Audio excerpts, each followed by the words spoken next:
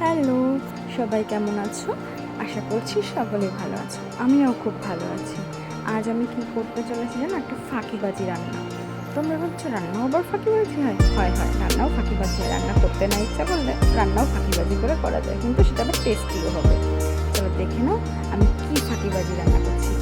এখানে আমি সর্ষের তেলে রান্নাটা করছি।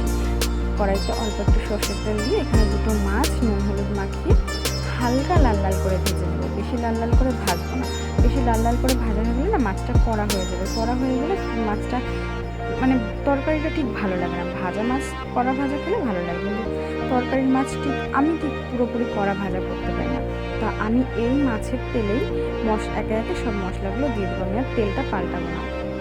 আমি মাছের তেলের মধ্যে একটু পাঁচফোড়ন দিয়ে দিলাম, একটা তেজপাতা দিয়ে দিলাম, একটা শুকনো লঙ্কা দিয়ে দিলাম, এরপর কিছুটা আদা কুচি দিয়ে দিলাম আর কাঁচা লঙ্কা দিয়ে দিলাম। ব্যাস, এই দিয়ে ভালো করে উল্টে পাল্টে নেড়ে চেড়ে মশলাটাকে একটু পুড়িয়ে ফেলতে হবে। তার কারণ হচ্ছে আমার ফোনটা ধরার কেউ ছিল না, আমার গ্যাসটা হাই ফ্লেমে ছিল, এই কারণে আমার মশলাটা একটু পুড়ে গেছে। তো খুব একটা খারাপ লাগেনি, মানে যে খাওয়া যাবে না এতটাও পড়েনি। যাই হোক, আমি এটাকে দিয়েই চালিয়ে দিয়েছি দুপুরটা।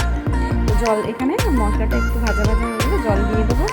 আর কিচ্ছু করতে হবে না। ব্যাস, এবার এর মধ্যে ভালো করে নেড়ে চেড়ে তোমার একটু যেই ফুটে আসবে, নেড়ে নিলাম আমি। একটু ফুটে আসার পরে বেশি না, বাইরের ধনে গুঁড়ো আর জিরে গুঁড়ো, ব্যাস এই দুটো জিনিস অ্যাড করে দেবে। এই দুটো জিনিস অ্যাড করে দেওয়ার পরে একটু লবণ আর একটু হলুদ, আর কিচ্ছু লাগবে না। কি মনে হচ্ছে তো ফাঁকিবাজি রান্না? হ্যাঁ হ্যাঁ, ফাঁকিবাজি রান্না। তোমরাও করে দেখো, কত তাড়াতাড়ি হয়ে যাবে। যেদিন রান্না করতে ইচ্ছা করবে না সেদিন এভাবেই রান্না করে ফেলবে, আর কিচ্ছু করতে হবে না। এত তাড়াতাড়ি রান্নাটা হয়ে যাবে, তোমরা নিজেরাও ভাববে যে ও আজকে আমি শান্তি, আমার রান্না করার ইচ্ছা না থাকলেও আমি ফাঁকিবাজি রান্না করে টেস্টি টেস্টি খাবার খেতে পেরেছি। তোমরা কিন্তু অবশ্যই রান্নাটা করবে, দেখবে খুব তাড়াতাড়ি হয়ে যাবে। আর আমার ক্যামেরাটা না আমি বুঝতে পারিনি, অনই ছিল, তো এদিক ওদিক তোমরাও একটু দেখে নাও, আমি আর এটাকে স্কিপ করিনি।